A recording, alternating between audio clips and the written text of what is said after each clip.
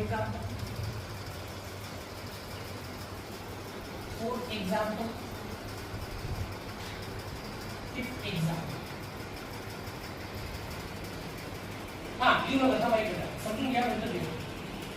आता समजा तुम्हाला प्रश्न विचारलेला की सांग बाबा या 5 नामांपूर्वी कुठलं आर्टिकल येईल.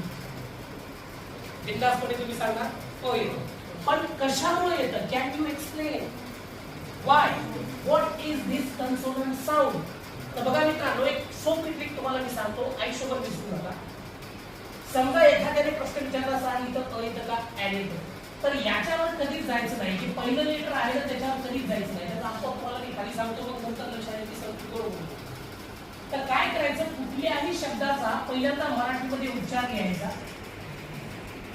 म्हणजे अ ऍड वापरत असतो.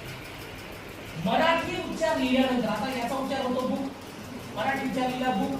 त्या मराठी उच्चारामध्ये सुरुवातीला काय येतं ते पाहायचं. सुरुवातीला काय येतं? ब येतं आणि ब काय आहे? व्यंजन आहे. म्हणजे the pronunciation of this word starts with consonant sound. या शब्दाच्या उच्चाराची सुरुवात ही व्यंजनापासून होते किंवा व्यंजनाचा उच्चार होतो, म्हणून या ठिकाणी लिहिणार आहोत अ.